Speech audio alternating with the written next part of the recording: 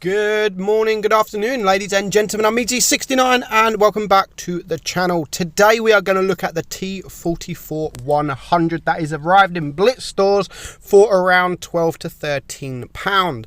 Is this tank worth it? What is it like? It's a difficult one. It's pretty much a T-44 with the 100mm gun. Now, this is how a premium should be. I'm not a lover of this tank, but this is how a premium should be compared to its counterpart tech tree. Like, it should be worse than the tech tree. It shouldn't be better because that means it's going to be pay to win. So the DPM is slightly worse than the T-44. The rate of fire is the same, but the reload is a little bit, tiny bit different. The gun depression is poor on this tank. 5 degrees compared to 7 degrees on the T-44, and that's probably where this tank sucks a little bit. The armor is basically the same. It does have some spaced armor with the side skirts, etc. So it is a worse T-44. It's basically a worse T-44, which again, as I've said, that's how it should be. But I don't think this tank is, I mean, £13, it's a good price. Don't get me wrong, it's a good price for a tier 8 tank, and considering you get what, 14 days premium as well on top of that, when full equipment, etc. So I do think it's actually a good price for a tier 8 tank.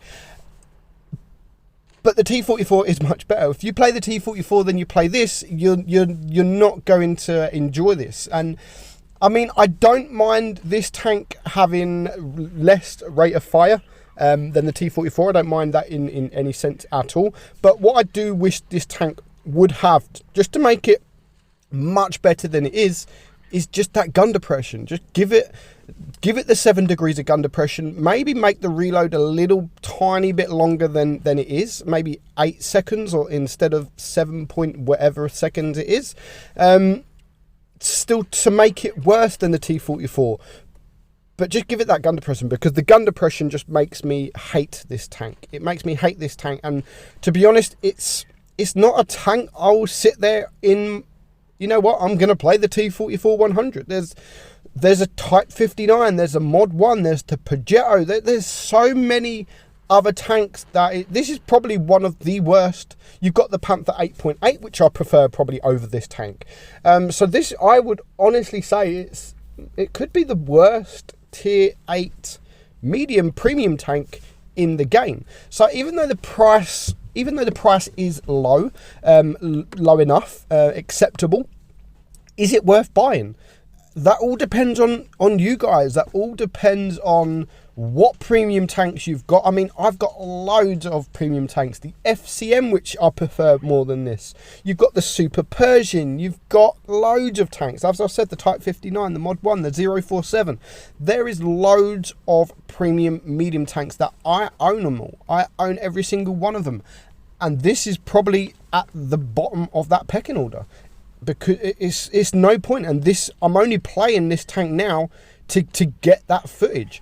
You can, of course, you can have good games. We are going to have a couple of first classes. We've got 3 battles in this video today, and to be honest, all 3 of them, that battle we've just watched, I mean, we had a KV4 that just had no freaking idea how to play the game.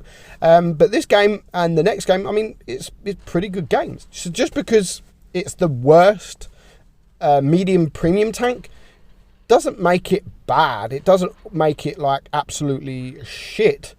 It's just I wouldn't choose it. I wouldn't choose to play this tank, and therefore, if you're a collector, then yeah, go for it. Go buy the tank. It's cheap. £12, £13, and if it was just the tank for that price, then yeah, I'd probably say, you know what, it's probably not worth buying the tank.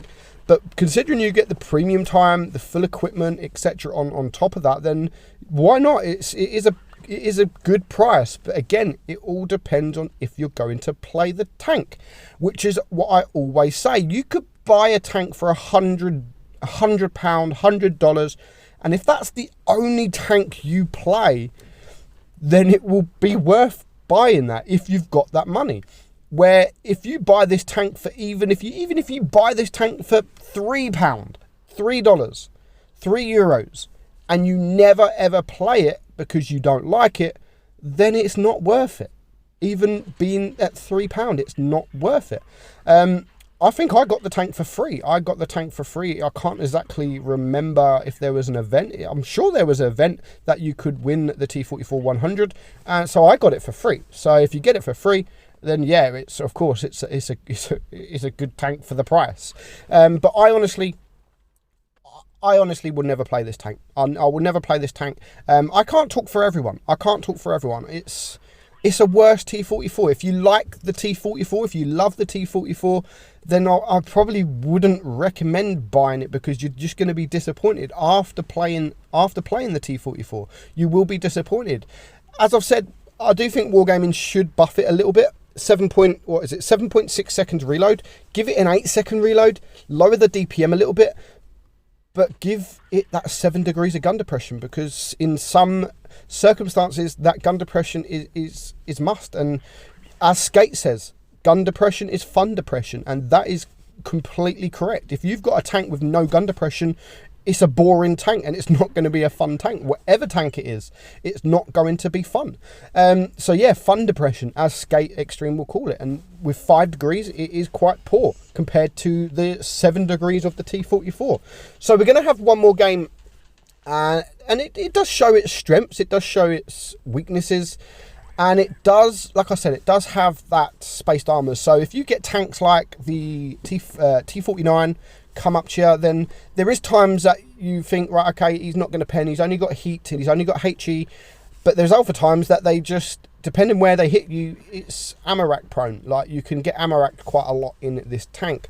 So we're going to watch this game now on Vineyard. So we are we are top tier. I think there's like one tier 7, or there are, yeah, one tier 7.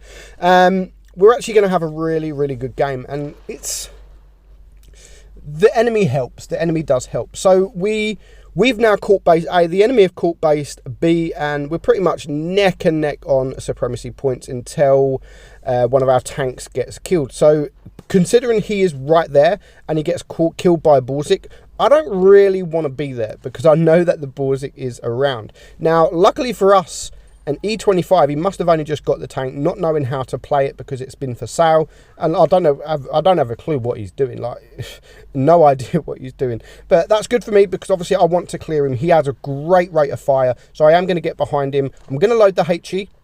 And you can see here, like, I'm struggling to get my gun down. I have to sort of back up a little bit just to get my gun down to get that HE shot into him. So that is the E25 gone. A bit of a silly mistake from that E25. No idea what he was doing.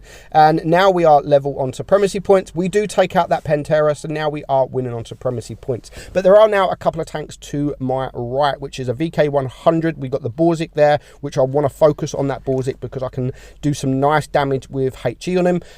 Luckily, the VK also is here, and we are now in a position where we can just about come in at an angle and get our gun down enough to get that shot on the VK. Now, it's a 4 versus 4. It's a 4 versus 4, and there are 3 tanks to my left, and then we have the Cheery to my right. So at the minute, I want to focus on this VK. If I can get shots on him, even though the Cheery is on his own, if I could get as much damage as I can to this VK before he reloads, then that's good, because if it's a 3 versus 4, so I don't want to be left alone with a full hit point VK, which is why I wanted to do some damage to him rather than take out this Cheery. I mean, the position of the Cheery, I already realised he can't be too good of a player if he's just sat in that position. So that's why I ignored him. He is a tier 7, and I would rather be left alone against a Cheery than alone against the VK. So you can see here now the gun depression, what I mean. I can't get my gun down enough, so I just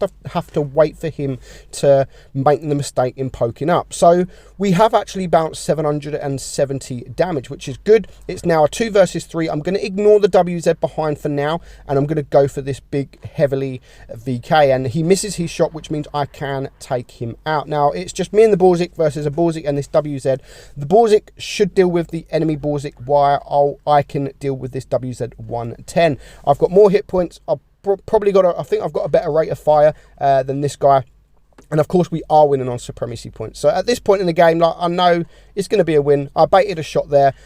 He misses, and now the Borzik is going to take out the enemy Borzik, and I can take this guy out no problem whatsoever for my 4th kill. So that's the kind of things this tank can do. I mean, any tank can do that, but you can see with that VK, like with the gun depression, I had to wait for him to get up, and he has better gun depression than me, so he was able to take the shot out before me.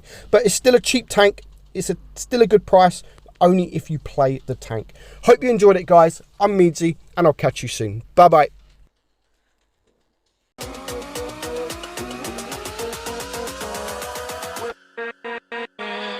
With